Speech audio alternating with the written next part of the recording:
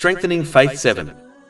In a divine narration of the Holy Prophet Muhammad, peace and blessings be upon him, found in Sahih Bukhari, number 6502, Allah, the Exalted, declares some important things. The first thing mentioned is that Allah, the Exalted, declares war on the person who shows enmity to one of his righteous friends. This occurs as the one who shows enmity to a person's friend is in fact showing enmity to the person indirectly. This indirectly warns Muslims to only befriend the righteous servants of Allah, the Exalted, and to never show any enmity or dislike for them, as this is the attitude of the enemies of Allah, the Exalted, such as the devil. Chapter 60 Al-Mumtahana, verse 1. O you who have believed, do not take my enemies and your enemies as allies.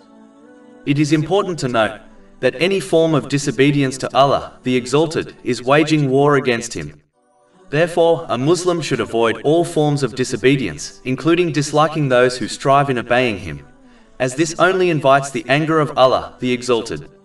For example, the Holy Prophet Muhammad, peace and blessings be upon him, warned in a narration found in Jami' at-Tirmidhi, number 3862, that a person should never insult his companions, may Allah be pleased with them, as insulting them is like insulting the Holy Prophet Muhammad, peace and blessings be upon him, and whoever harms him has insulted Allah, the Exalted. And this sinful person will soon be punished, unless they sincerely repent. In addition, as righteousness, which is based on one's intention, is hidden from people, Muslims must avoid disliking other Muslims, as they do not know who is a righteous friend of Allah, the Exalted. So this part of the main narration encourages one to show good manners to all Muslims, by treating them in a way one wishes to be treated by people.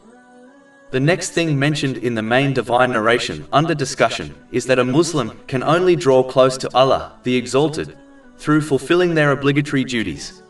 And they can achieve the love of Allah, the Exalted, through voluntary righteous deeds. This description splits the servants of Allah, the Exalted, into two categories. The first group draws near to Allah, the Exalted, by fulfilling their obligatory duties in respect to Allah, the Exalted, such as the obligatory prayer, and in respect to people, such as the obligatory charity. This can be summed up by fulfilling the commands of Allah, the Exalted, refraining from his prohibitions, and being patient with destiny. The second category of those who are brought near to Allah, the Exalted, are superior to the first group, as they not only fulfill their obligatory duties, but strive in voluntary righteous deeds. This clearly shows that this is the only path to the proximity of Allah, the Exalted. Whoever takes a path other than this will not achieve this vital goal. This completely rejects the concept of obtaining sainthood without striving in obedience to Allah, the Exalted. The person who claims this is simply a liar. The Holy Prophet Muhammad, peace and blessings be upon him, has confirmed in a narration found in Sahih Muslim, number 4094, that when the spiritual heart is pure, the rest of the body becomes pure. This leads to righteous deeds.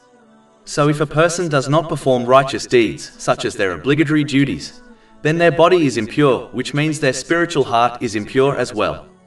This person can never reach the proximity of Allah, the Exalted. It is important to note, the greatest voluntary righteous deeds one can perform are those based on the traditions of the Holy Prophet Muhammad, peace and blessings be upon him. Anyone who chooses to perform voluntary righteous deeds not based on his traditions has been fooled by the devil, as no path will take one close to Allah, the Exalted, except the path and actions of the Holy Prophet Muhammad, peace and blessings be upon him. Chapter 3 Ali Imran, verse 31. Say, Prophet Muhammad, peace and blessings be upon him, if you should love Allah, then follow me, so Allah will love you and forgive you your sins. The pious Muslims who belong in the second higher group are also those who avoid the unnecessary and vain things of this material world. This attitude aids them in focusing their efforts on performing voluntary righteous deeds. It is this group who have perfected their faith by loving, hating, giving and withholding all for the sake of Allah, the Exalted. This has been advised in a narration found in Sunan Abu Dawood, number 4681. In addition, the Muslims from this higher group strive to use each blessing they have been granted, such as their energy and time, in ways pleasing to Allah, the Exalted. They avoid using them in ways which will not please Allah, the Exalted, nor benefit them in the hereafter, even if these ways are permissible. The next thing mentioned in the main narration under discussion is that when one strives in fulfilling the obligatory duties and performing voluntary righteous deeds, Allah, the Exalted, blesses their five senses so that they use them in obedience to Him. This righteous servant will very rarely commit sins. This increase in guidance has been indicated in chapter 29 Al-Ankabut, verse 69. And those who strive for us, we will surely guide them to our ways. This Muslim reaches the level of excellence which has been discussed in a narration found in Sahih Muslim, number 99.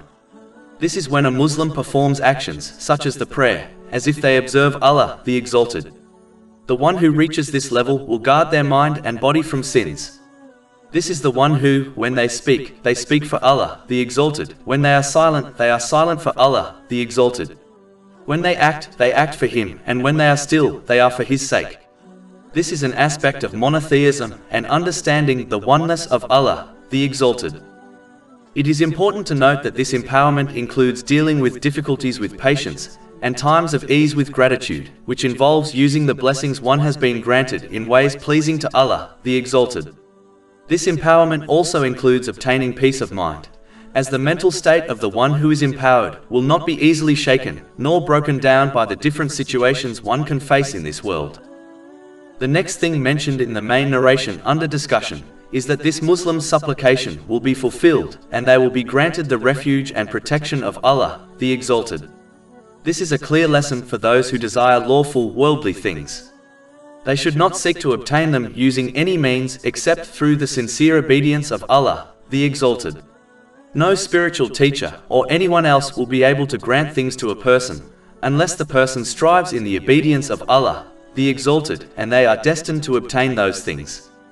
In addition, no person can and will grant another refuge and protection from the punishment of Allah, the Exalted, in both worlds.